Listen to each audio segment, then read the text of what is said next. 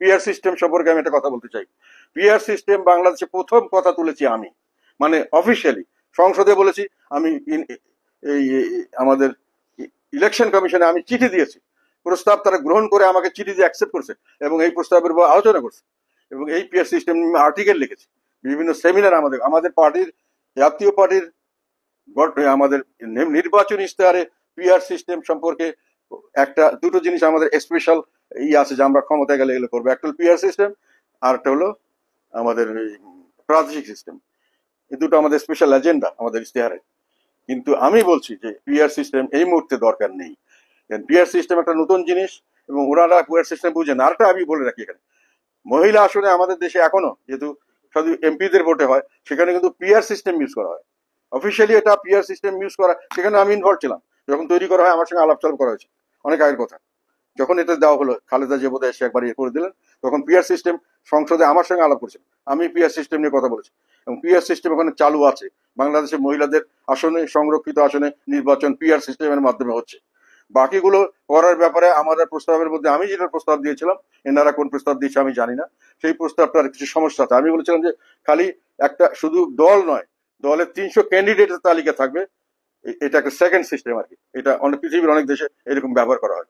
খালি দলের জন্য আমি ভোট দেবো, যে লাঙ্গল মার্কায় দিলাম, তারপরে আমি আবার বলবো লাঙ্গল মার্কার সিরিয়াল নাম্বার 50-এ আমি দিব না 250-এ দেবো, 300 সিট, এটা আমি ঠিক করবো।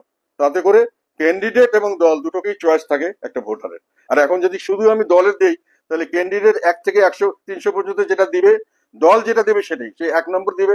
আমার ভোটাররা হয়তো বলবে 1 নম্বর আমি পছন্দ করি না, তারপরেও সে পাশ করবে, যেহেতু তার সিরিয়াল নাম্বার কে দিয়েছে, এটা দল দিয়েছে, জনগণ দেয়নি।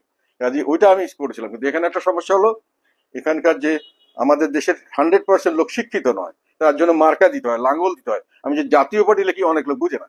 আবার যদি আমি নাম দেই 300, তাহলে নামের সিরিয়াল এবং নাম পড়তে পারবে না অনেকে।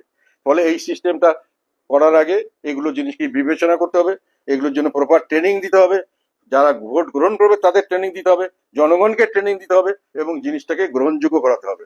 আপনি হই হই করে 3 দিনের মধ্যে পিআর সিস্টেম করবেন, পিআর করলে করবো, না হলে নির্বাচন করবো না, এটা আমার কাছে খুব একটা লজিক্যাল জিনিস মনে হচ্ছে না।